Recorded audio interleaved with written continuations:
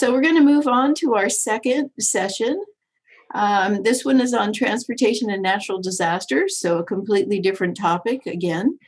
My colleague Susan Handy is going to be chairing this session and is going to be the discussant. I wanted to take the opportunity to introduce Professor Handy now. I've known her. I get to always say these things, and because I've been around for so long, but I've known her since she was a student, believe it or not. And so I've been able to follow her career from the time she finished her PhD. And she started doing research way back when on walking and basically non-motorized modes, which was not at all something that people were doing at the time. She has now, of course, become an expert on transportation and land use. I'm going to say she's one of our leaders in what I would call transportation, sustainable transportation. She's done so much work on all kinds of different aspects of transportation, which essentially are aimed at reducing automobile dependence. She's done a great deal of work on bicycling, but she's also done a lot of work on other forms of transportation. She is a highly valued researcher in the state of California, the California Air Resources Board and Caltrans. And she, of course, is the director of the National Center for Sustainable Transportation, which is another university transportation center. It's led by UC Davis, and we at USC are a partner. So we're always happy to have Susan with us and collaborating. So with that introduction, I'm going to turn it over to Susan for chairing the session. So thank you, Susan. Well, thank you, Jen, for that glowing introduction. I'm turning a little pink here, if you can't tell.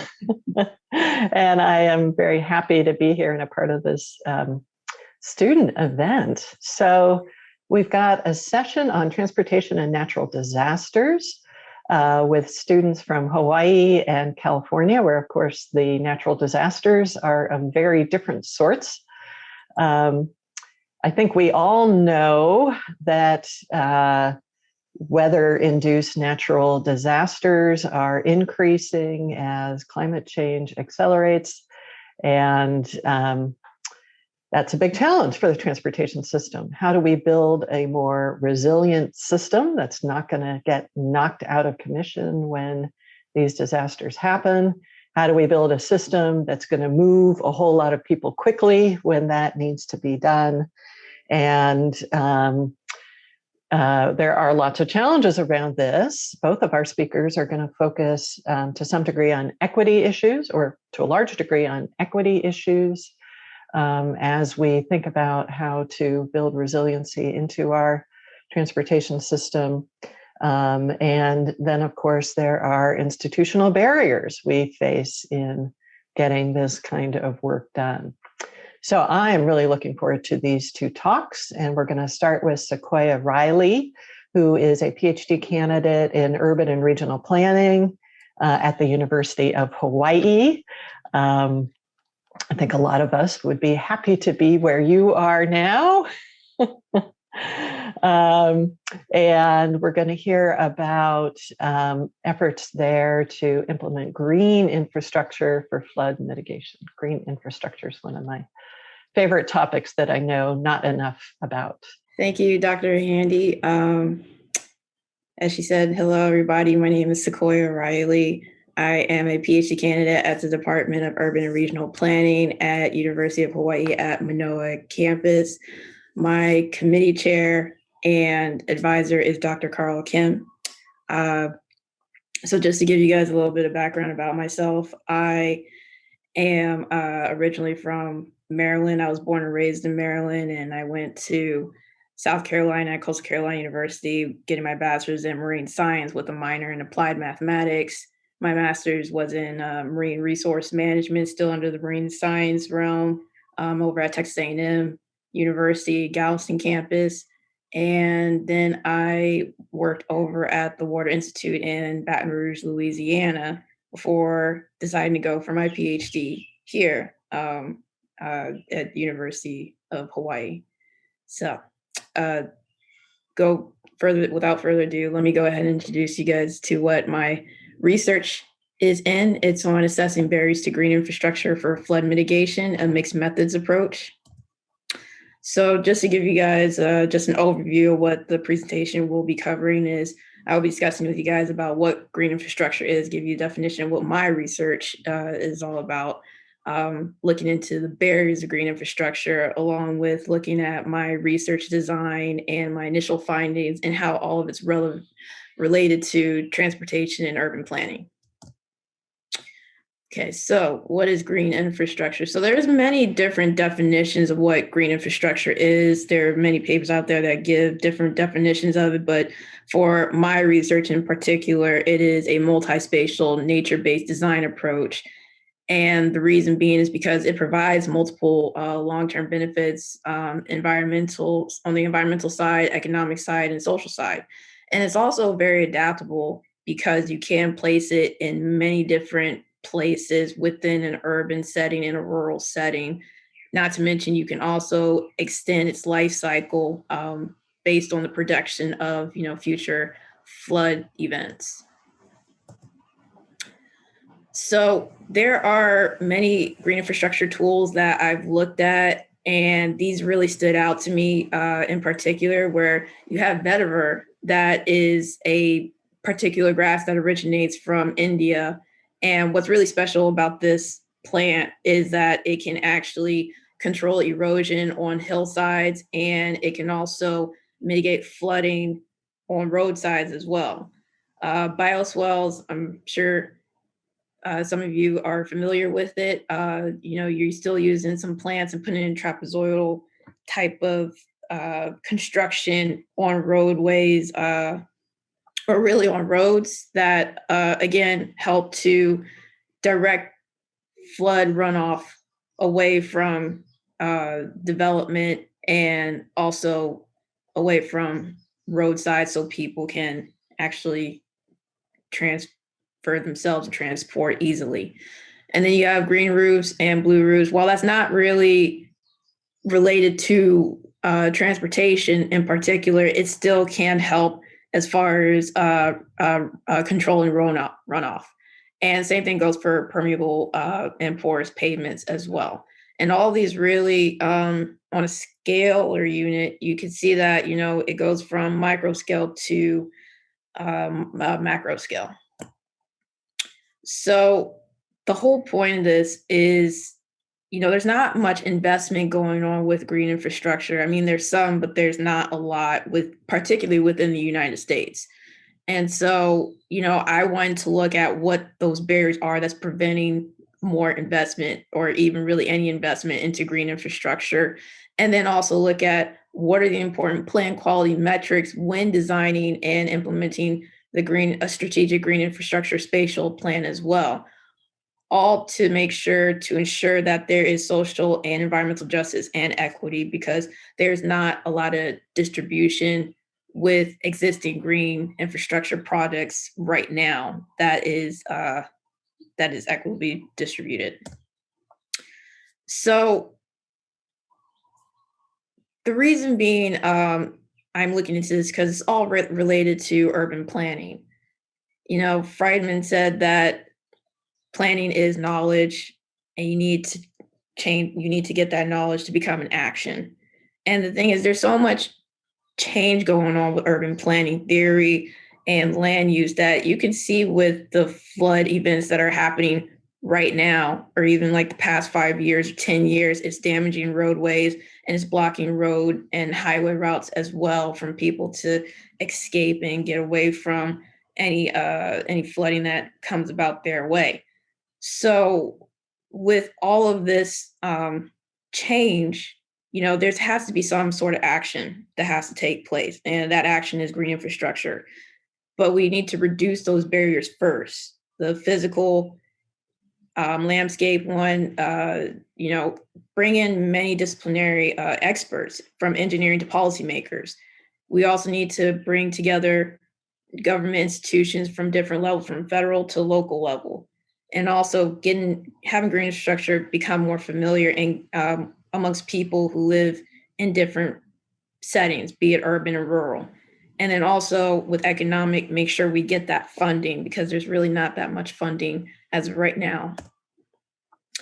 So to go into a little bit more detail about the barriers, there's a lot of patterns of land consumption that's going on that has caused historical dynamics and legacies between government and local communities, particularly with gray infrastructure such as culverts, roads that are made out of concrete, pipelines, and all that is really due to path dependency, because they are so dependent on gray infrastructure. That is what's causing them to not really pay that much attention to green infrastructure. And it's not just that they don't want to, it's because there's inadequate data on the value of its ecosystem services, technical knowledge, training, and like I said before, funding. So what I'm proposing for my research is to do a comparative study of all these plans that you see listed here. And what I'm looking for is, what are the green infrastructure tools and systems that they've already implemented or put in place or have illustrated in their plans? Was there any implementation? If so, what were the strategies, funding, mandates, and incentives? And if they had integrated any environmental and social justice goals? So how that connects back to the key research questions is, the whole point of me doing the comparative study is to see what plan components and metrics are missing. And by determining and finding what those are, that gives me an idea in determining what plan quality components and metrics are needed to put together a strategic green infrastructure spatial plan. And by doing that, the first thing I need to do is develop an appropriate framework and guidance that addresses flooding with green infrastructure solutions. And so within the framework and the guidance, I am looking at these metrics here with engineering, community, and planning. So with the engineering, it's very data rich, as you can see. There's a lot of data that needs to be collected and the different methods and tools that are needed. One that really stands out with data that's needed is looking at, the current flood events, census data, knowing what the optimal green infrastructure tools are and how to map them out based on suitability analysis and benefits and costs. And some of the methods and tools that will be needed for the ones that I've mentioned is HEC-ROS, ArcGIS, Manoa Digital Coast Flood Exposure Map, SOVI method, MCDA, and WLC, all suitability methods, and also consulting with NDPTC's engineering consultant. And actually, I forgot to mention that I am a graduate research assistant with NDPTC, which stands for National Disaster Preparedness Training Center. And there is a particular research group that I work with who is focusing on following case studies that I will mention later in this presentation. So an example of the data that I mentioned is, in Waimanalo, Oahu, there was a 2018 flood event that happened. And what you're seeing is two maps that were created by the research team at NDPTC of the flood event itself and also the flood exposure.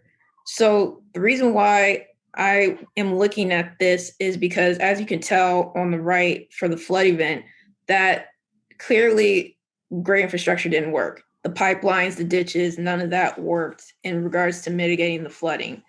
And so by looking at that and also looking at the flood exposure, that tells me how big of an extent green infrastructure should be placed in this particular setting. It gives me an idea as to where the green infrastructure tools need to be placed. So with community, the metrics that need to be looked into is participation. How many people are participating? Who's participating? And are we giving everybody that voice when it comes to participating and giving their ideas and knowledge of where they live. It's all about balancing state, county, and neighborhood perspectives, looking at the differences between federal, county, and community thoughts. And so all of that combined is really also will help measure the social and environmental justice metric. So data collection methods that have been used and will be continued to use for my dissertation research is hosting focus group meetings and also conducting survey interviews and questionnaires. So with planning, I am planning to do a collective watershed level analysis, and all that requires plan quality metrics such as authority to plan, goals, mitigation policies, implementation, participation, and what I am adding that I have not seen in the other plans that I've done my comparative study on is social and environmental justice, because I really feel that that is really important. And so, with planning, you really got to look at place when it comes to your metrics. It's not just about goals. It's not just about mitigation policies and implementation monitoring. It's really about connecting everything together in order to reach that long-term connectivity to resilience. I mean, you see the picture here, you see people walking between development and nature, and it really comes down to having a sense of place. So the case studies that I'm looking at is Waimanalo, North Shore Kauai, and Alawai watershed. They've all recently experienced flood disasters. They are all on a different scale development, going from rural to urban. Waimanalo is rural. You go further up, Alawai in being urban. And there's very little mitigation planning as far as flood disasters go. And there's a huge emphasis with gray infrastructure. From the community workshops that I've attended with NDPC's research team for specifically Waimanalo and North Shore Kauai, there was nothing mentioned about green infrastructure. Everybody was more focused on gray infrastructure and cleaning the debris from those flood events that occurred. That's all they were focused on. So my preliminary findings was, from the comparative study of the different plans that I looked at, like I said before, green infrastructure was not mentioned hardly at all in any of the plans, be it hazard mitigation plans and all the other plans. There's also a lack of infrastructure maintenance. And that really comes down to, conflicts between agencies, both county, federal, and local. And there's also multiple land ownership too, which makes it also difficult as far as maintenance goes, because a lot of the pipelines and roadways and other gray infrastructure go through both public and private land. And so you can see that there's multiple barriers involved when it comes to implementing and adopting green infrastructure.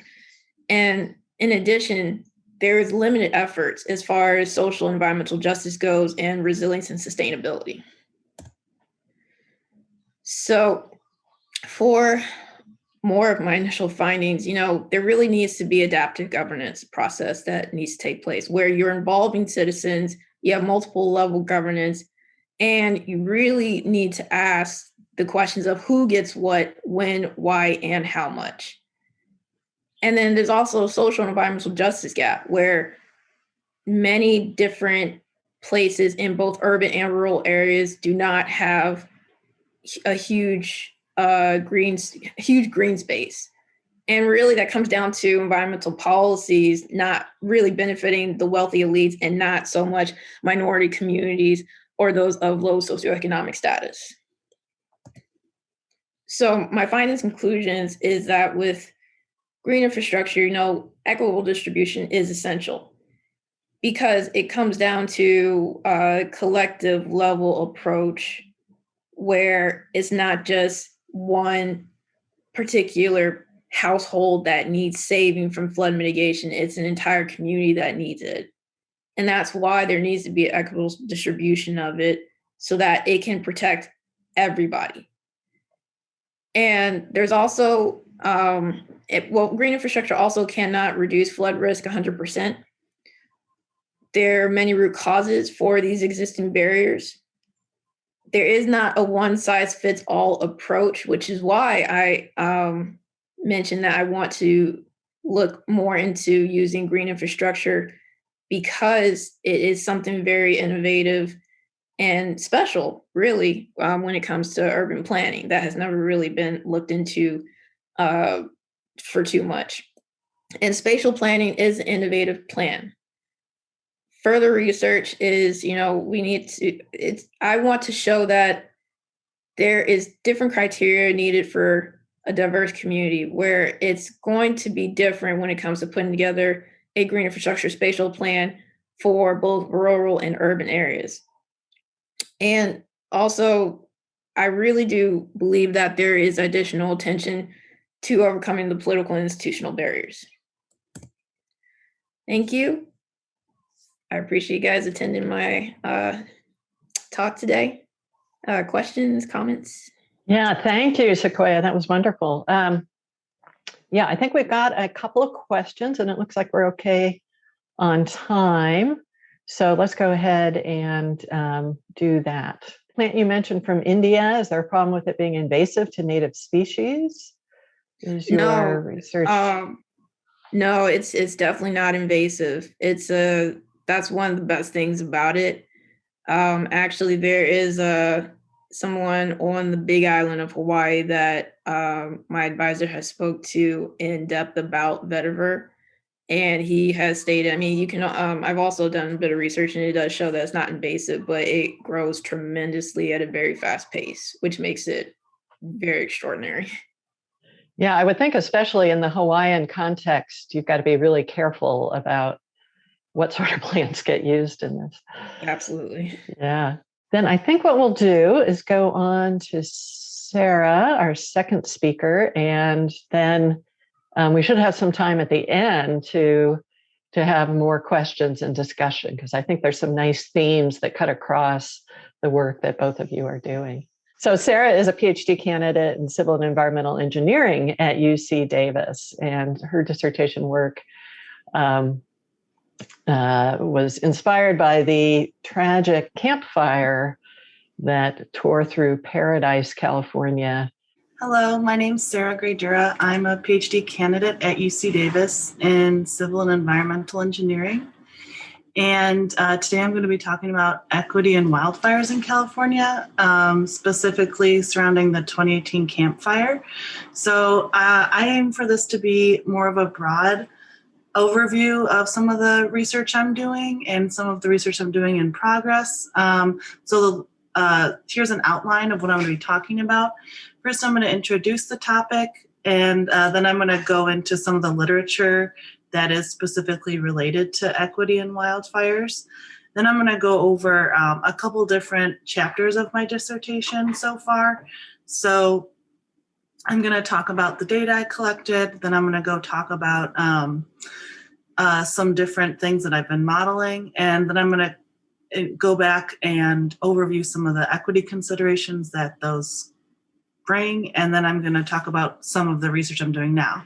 And I should mention that, so my advisor is Deb Niemeyer, and she was at Davis, and now she's at University of Maryland in College Park. Okay, so I'm just gonna start here. So us all being in California, we are pretty familiar, not all being in California, I'm sorry. We are familiar with wildfires and the damage that they have been causing. And 2020, this past year, was the largest wildfire season in history, in recorded history. The 2019 season was a little bit milder, but then again, the 2018 season was also very deadly. And it was the deadliest on record, and that's actually when the Camp Fire occurred. And because we have developed in California in so many areas that had historically burn naturally, we do have a strong reliance on fire suppression, and especially because there is so much population growth in the wildland urban interface, or the WUI, we even have a bigger reliance on fire suppression to protect people who live in those fire-prone areas. And there's a large body of literature that talks about how the people who are most vulnerable in a community are actually the ones that are hit hardest during the natural disaster. And it might not even be the natural disaster that is going to be most tragic for them. It could be what they have to go through afterwards. So I'm going to move in. Oops. There we go. So I'm going to cover a little bit of the literature. So as I just mentioned, fire suppression is a tool that's been used heavily in California. And I just really want to like these images here because on the left, you can see the Oakland Hills. This is when it was logged in the mid 1800s. And you can see on the right here, that whole area is covered with houses now. And so this area traditionally would burn, and a lot of the indigenous people, fire was part of their lifestyle. And it wasn't until we came in and started building houses in that area that fire wasn't really considered when we were populating these areas. So some of the recent literature on this, it notes that suppression is needed for these kind of vulnerable landscapes. So like when we do build houses in these areas, and also much of the housing stock, people are mostly financially secure in those areas. However, 10% of the housing stock is found to be socially vulnerable. And research has also shown that census tracts that have a majority of minority inhabitants, they're actually 50% higher chance of wildfire. And then also socially vulnerable people who are living in very highly populated and structurally dense areas, they can be more at risk for wildfire due to difficulty during evacuation when they live in very populated areas. So there's been some really interesting, very recent research about equity in wildfires, especially looking at California.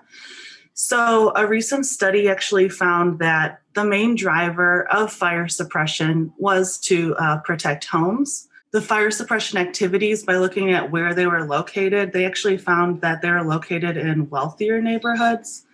And they found that there was actually unequal fire suppression of homes based on how wealthy the neighborhoods were. And similar report also showed that the agency Wildfire Prevention also does favor wealthier areas. And then there's also some current research that's looking at how the de-energization disproportionately is affecting vulnerable communities because up in Northern California, PG&E is actually preemptively de-energizing lines when there are high wind events. And when they do that, although they're doing it to prevent wildfires, when they do that, it can disproportionately affect vulnerable people who maybe don't have enough money to go out and buy a bunch of other food because all their food is gone now, or older people who maybe need electricity to be hooked up to oxygen and stuff like that. The social science literature also has some interesting point of views on equity in particular. So there's the idea of facilitation of safety for those who have resources, and at the other side of the coin, kind of the marginalization of others. So we use all of our resources to protect these people who do have houses and stuff, but we're not actually putting suppression or other resources towards people who don't. Another interesting point that was brought out was that if you're renting and you're low income, you don't really have the capability to modify your landscape like around where you live, because chances are you can't change the outside of your apartment or the landscaping around it. Another point is that shelter in place is kind of exclusionary because it's focusing on sheltering in place. So if you don't have shelter, then you're excluded from that because it's assuming that you have somewhere to shelter in place or you have a home. And then there's been some recent research that has come back and said, well, even if people do have resources, they still are vulnerable. So moving away from that. So the data that I actually ended up collecting in 2018, in early November, PG&E in Northern California had, here I'll show you where this map is. Up here in Northern California, they were having some very high wind events, and there had been talk about de-energizing some of the lines, and they actually did not end up shutting off the lines. What they did, but unfortunately, a transformer ended up kind of exploding and sparked this fire, and they had very high wind events. So the fire spread very fast, so we can kind of classify it as a no-notice wildfire, and that's different from other wildfires that you might have previous warning ahead of time. This was an extremely fast event. So for the data for this, I was able to collect a mixed mode intercept survey of people living in the shelters after the evacuation. And also I deployed it online. And so the survey covered a lot of different topics. It covered people's evacuation. And then it also covered where they went afterwards. It covered their housing, a bunch of different socio-demographics. It covered their plans for the future. And then we were able to loop back and talk with those folks again about 7 months later. And we had a response rate of the second survey around 40%. So this was a really interesting experience because I got to kind of stay at the, not sleep there, but I got to stay at the shelter up in Chico where all the evacuees were living. And I got to go there every day for like about a month and talk to all these people. So I ended up doing about 150 in-person interviews and also did surveys with these people. And then we also, like I said, deployed the survey online. So our total sample size was around 450 and around 33% from the shelter and the rest were from online. And then of those that I did in person, I was able to get 26 recorded in-depth interviews that I was able to record. And at the left here, you can see just some pictures of the survey. So the top was the survey 1 and the bottom one was survey 2. And survey 2 really focused more on housing and where people were living at that point in time, and then where they had been living for the past 7 months. And our survey 2 is more heavily skewed towards those people who are online. We only got around 11% of the people who I had initially talked to in the shelter. Okay, so now I'm going to present some of the research that I've done using this data. So again, here's the map, in case you're not familiar with the area. Butte County is in Northern California, and it's outlined here in brown.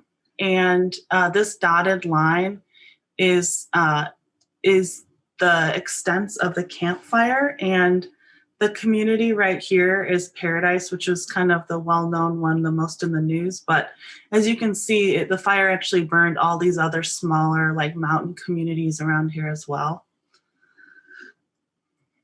So the first question that after talking to all these people, what I was really interested in was what was affecting people's awareness time, like when they found out about the fire, and then when they ended up leaving, and then the difference in time between those two.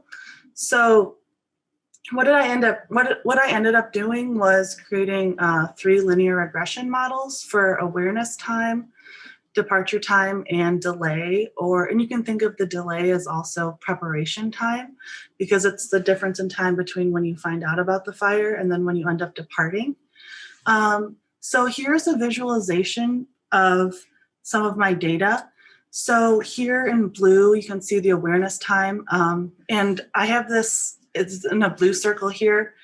The departure time is in a green circle. And then here, the red is evacuation notice. And that's another thing I was also interested in was, because from talking to people, it seemed like the evacuation notices, many people didn't get them. And many people were having trouble with their phones that day. And it turned out that a lot of the cell towers actually went down. And that's why people's cell phones were kind of rendered not useful because they just couldn't get signals. So the evacuation notices weren't really getting through to people.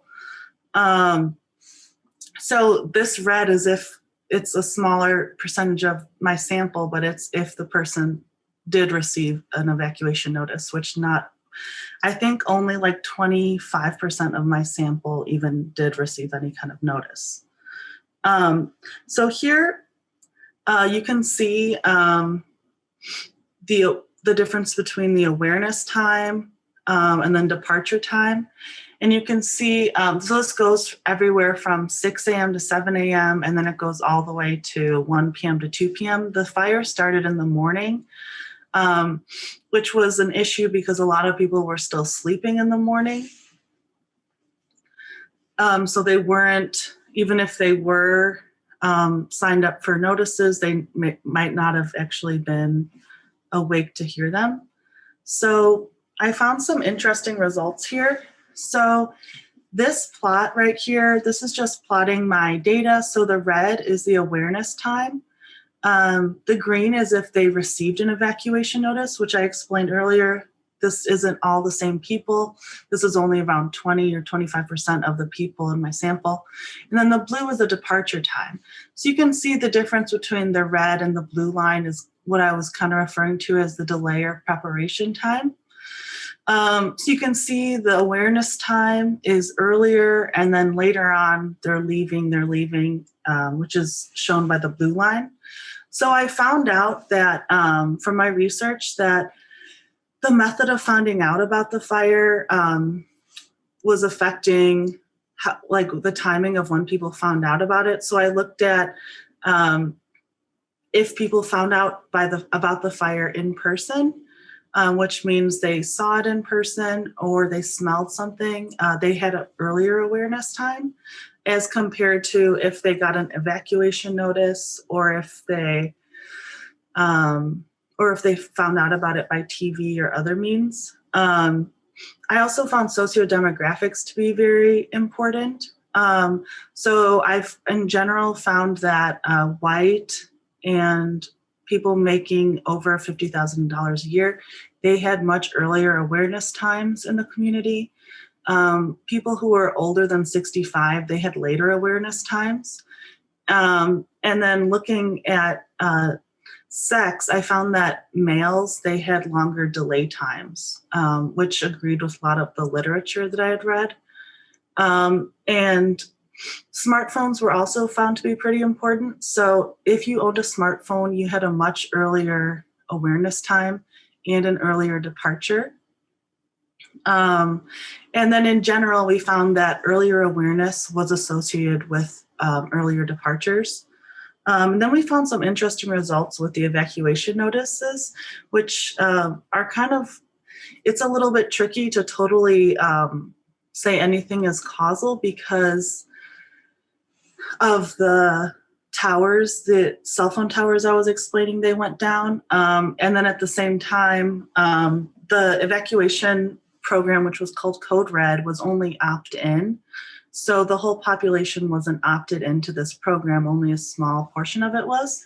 And here at the right, these are these images. This is looking at the Code Red delays. We were able, through a FOIA request, we were able to look at all the Code Red alerts and their timing and then what the evacuation notices said.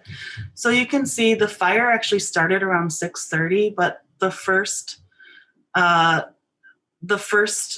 So these lines show cumulatively all the different notices that were sent out. So you can see that there was only one sent before 8 a.m. And then you could see they're kind of clustered in little bursts. And you can see below here, I just did a really basic cluster analysis to see, well, where are the means in the different groupings of the alerts. And you can see the mean using 5 bins. The first one wasn't until 9:11 a.m. So even if people were not receiving those notices, they were still sent quite late. And interestingly, in my linear regression model, I actually found out that if people received an evacuation notice, that was actually associated with a later departure and more delay. So it's just interesting how the evacuation notices in this no notice event, they weren't actually that effective. And then another part of my dissertation is evacuation modeling of the campfire. And I decided to use an agent-based model. And that's something I was pretty excited about because I would be able to incorporate behavior at a really detailed level through programming agents and how they behave. And I was able to incorporate the data that I collected in the survey into my model. And the way that I did that was first I found out I looked at travel time, I looked at the awareness time and the departure time. And I did classification and regression tree models to find out which factors were most important. And down in the bottom here, this is looking at awareness time. And so if I break it up here, I see that age, income, smartphone, and gender are the most important variables for explaining the awareness time. And then from there, I created equations through linear regression that were going to inform each agent. So each agent in the model has randomly assigned sociodemographics and attributes. And then based on those that are randomly assigned, I can, based on these equations that I've developed for the awareness time and the departure time, I can basically program each agent like when they're going to be leaving and everything like that. So the outcomes that I was interested in this model were evacuation travel time. So how long does it take each agent based on all their little attributes to actually get to a designated shelter? And what is the proportion of the safely evacuated people? So basically, how many people can safely exit the urban fabric and what percentage actually get trapped there? And up here, you can see some different visuals of this model, and the stars are actually the shelters. So we have them, so basically we have them finding the shelters by the shortest path algorithm.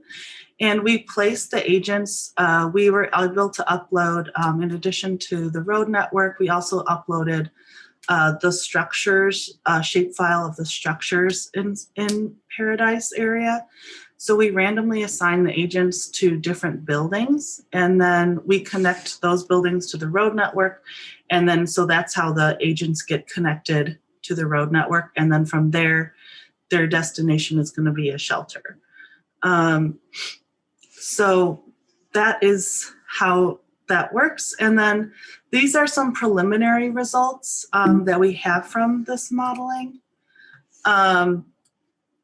So using this model, I was really interested in some different specific scenarios. So I was interested in a loss of communication, which we actually saw in the campfire because of the things that I mentioned earlier.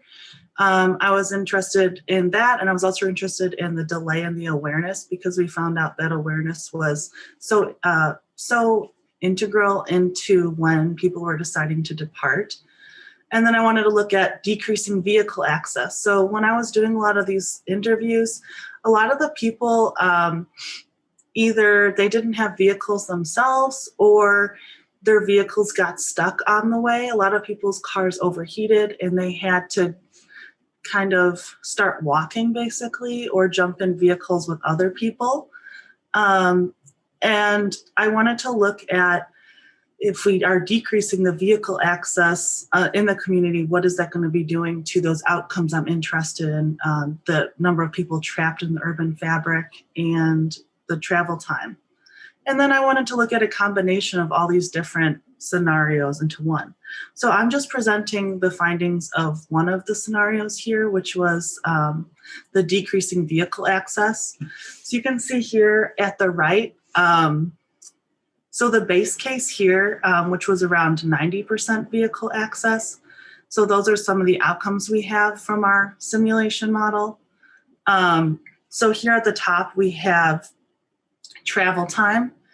And then this is travel time versus departure time. And you can see as we go to the right here, there's increasing levels of vehicle access. So the base case is 90, and then one square over, we have 0%, and then it goes all the way up to 100%. And you can see it's obvious that it would be harder to evacuate if there's less vehicles, but it's important to see by how much. You can see here there's a lot more variation in the travel time when we have 0% vehicle access. And you can see at 100%, it starts looking again like the base case in travel time. And then down here, we are actually looking at the number of agents who are trapped in the network. As you can see from the base case, if we go down to 0%, we have a lot more who are trapped, and that's the same for 30%.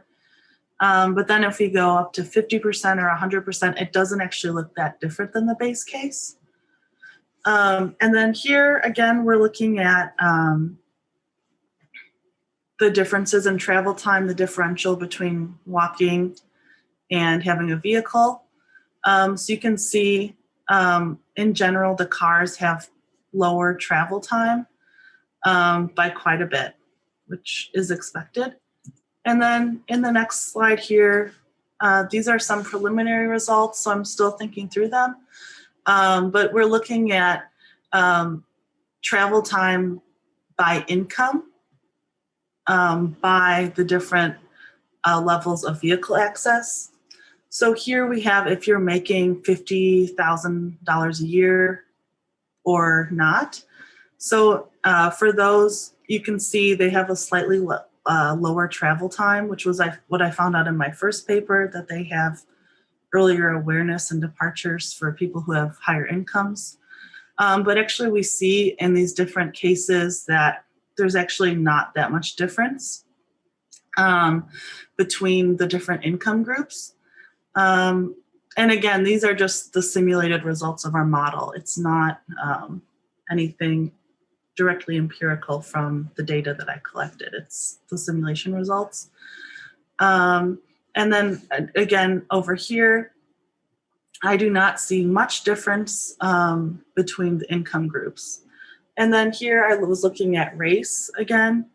And we do see that at the 0%, that people who identify as white or people who are white, they do have lower or faster travel times. But then as we start increasing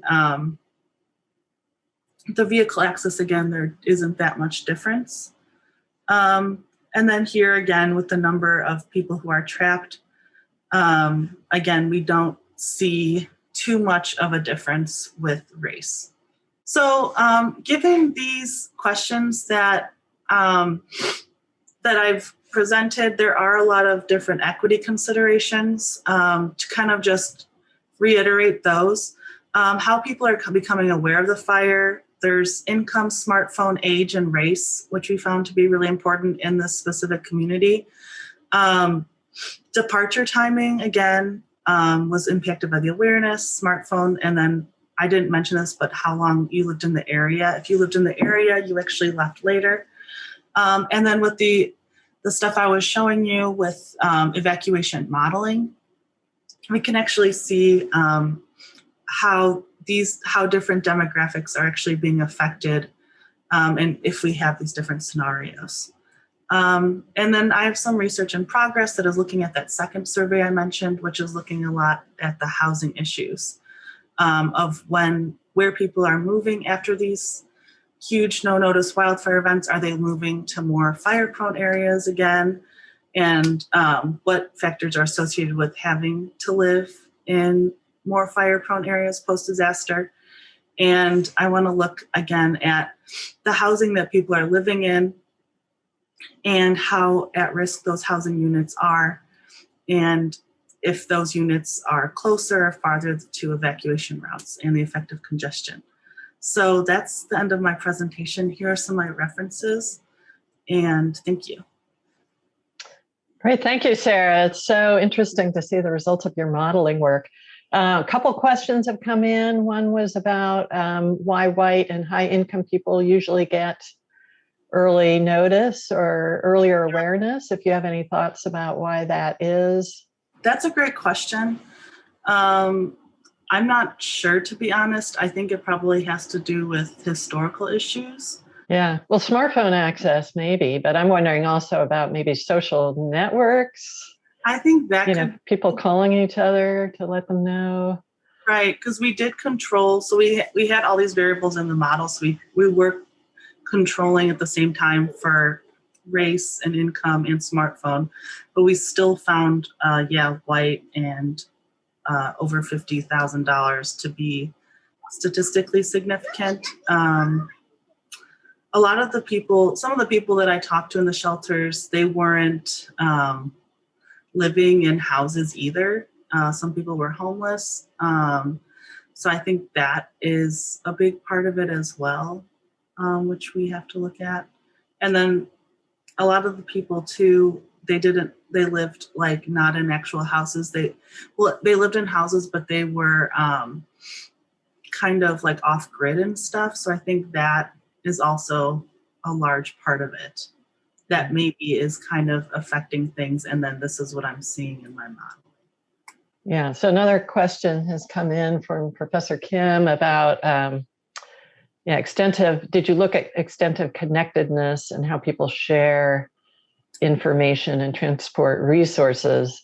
And, I was wondering in your simulation modeling, I mean, if everybody is escaping in their own cars, you get the traffic jam problem. So is the most efficient way to do things and the safest way to do things to do some sharing of vehicles.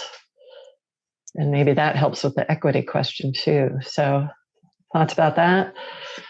The first question was about resources and sharing of communication. Yeah, sharing, connectedness, sharing of information, sharing of resources. So, and I guess my question was about the sharing of vehicles specifically. So in our first survey, we did ask people to describe their evacuation route. So a lot of people I talked to, they didn't. No one I talked to said, "Oh, I decided to share with my neighbor or something," but just out of the whole environment, they were kind of forced to share. But it was more like, I just jumped in someone's truck, or this person offered me a ride, and so I hopped in with them. So we did ask about, so that did come up as far as sharing resources. And as far as resources, and then we also did talk about communication, how people were communicating in our survey.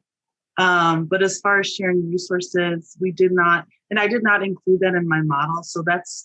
So right now we have a set speed for everyone, but I want to change it.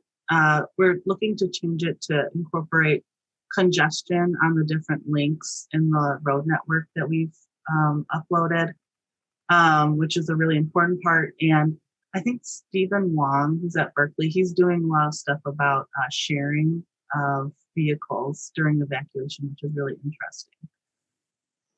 Right, thanks. So I'd like to bring Sequoia back, and there's been some nice chatting going on I was wondering about this too, sort of the link between both of your work, Sarah and Sequoia, and then the kinds of things Teo was talking about, and whether, Teo's talking about locally appropriate, culturally sensitive solutions. It seems like there's a real opportunity in the cases you're both looking at for that kind of thinking. And that relates to, there was another question for Sarah about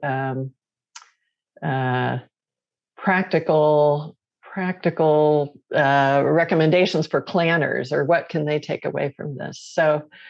So Sequoia, Sarah, I don't know if you kind of want to reflect on how some of Teo's ideas may apply to what you're talking about here. Sequoia, you had some nice response to Teo in the chat. Thank you.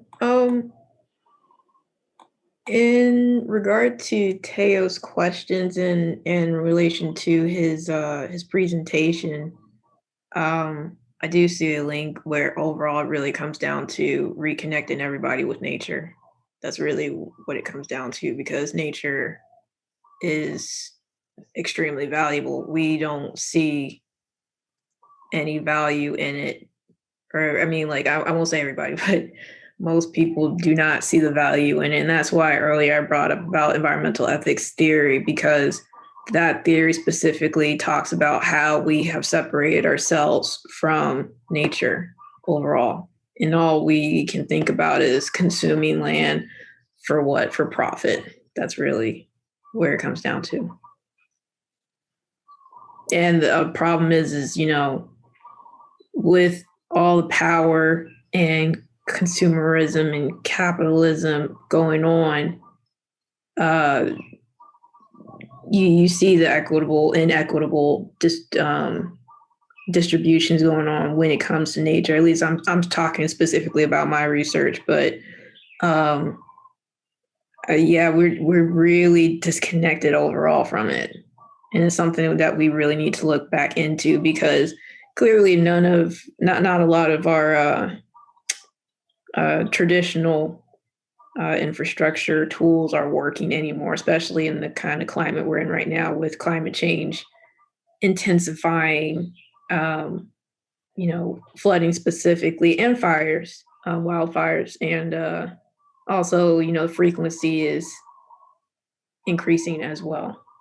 Yeah, I think you made a nice point in the chat about, or an important point in the chat about how, skepticism over traditional gray infrastructure, but there could also be skepticism in various communities about green infrastructure too, because it is sort of a new idea. And I think there's some nice parallels, Sarah, to your work too, where skepticism about a return to some of the more indigenous ways of dealing with fire, that aren't so popular now, but could make a lot of sense. And there's a question in the chat about that, about indigenous solutions. And it was really interesting when I was talking to a lot of the people up there, because a lot of people are of indigenous descent. And they were telling me how, the exact same thing about how originally, like, we would have fires and it wasn't a focus so much on suppression, which a lot of the literature that I was looking at kind of brought in. And that's something I'm interested in learning a lot more about, and maybe how we could incorporate that into our planning. Yeah, although, again, the skepticism, if you start talking about controlled burns and things like that, that's been a real hard sell, I think, in fire-prone areas, because that makes everybody nervous too. Yeah. I'm from Illinois, and they do have controlled burns like all the time. Like every summer, like every spring we would have it. So I was surprised when I came out here that it's not as popular, but I think out here it's just so much more of a risk probably for something to get out of control. Out there. So Teo, I don't know if you want to chime in here, but we should be wrapping up and going on to my talk, but I'm happy to cede some time. Yeah, I mean, it occurs to me in both of these talks, you know, we're so removed from the more original way of thinking about these issues that it can be hard to go back to that.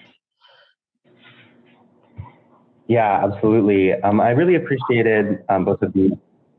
I really appreciated both of these talks, and I think that you know, Sequoia's point about working with local cultural and social groups is really important. And it's also important, I think, like there's a process point around great infrastructure. It's not just the infrastructure, but it's like the way in which it was imposed allowed particular infrastructures that cause problems to be created, right? Whereas if it's not like people coming from the outside imposing and it's more of a collaborative, creative co-development process, then I think people would be already invested in the infrastructure. So it's not like, oh, they want to build green infrastructure. It's like, oh, we developed this solution, our community, and like we know what we need. And so then you won't have that problem. And I think for Campfire, yeah, it's absolutely interesting to, I think it would be really interesting to look at indigenous solutions traditional to this particular region, to the region of California, and how people not only manage fires, but also managed evacuations. I suspect that there is probably more connection between different community members in terms of arranging evacuations, right, and being solidaristic. And so maybe there are things that we can, you know, how should I say, learn from and build on. And then I think the last point is just in terms of like this idea of sort of going back to tradition. It's not really going back to tradition, but it's like going forward in a sense, because we have to build on tradition as well as the modern knowledge that we have that we can use in the context that we're facing today, right? Which is different. And so it's like, basically we need everyone to come together to help everyone. Yeah. Well, that is a nice sentiment. Sarah? Oh, I was just going to say, yeah, I totally agree. Because when I showed that one picture in my presentation of like the Oakland Hills, like when it was originally logged, like it just really made me realize, like, just because we logged that area and build houses there doesn't mean that there's not going to be fire there now. So we kind of need to incorporate what was there before like settlers went there, that knowledge, and then combine it with what we've built there now to kind of create solutions. And I agree with both of you on that. Going back to what Teo was saying about having more collaborative effort, that's where, you know, again, the collaborative planning and communicative planning comes in, because you do need to include all that. But really, it still comes down to having adaptive governance, because the kind of governance that we have right now, the processes, does not really involve citizens. It does not allow them to voice out their knowledge of their own surroundings of what is happening. And that's something that is extremely important, that is needed. Yeah, and not just in your case, but in so many situations.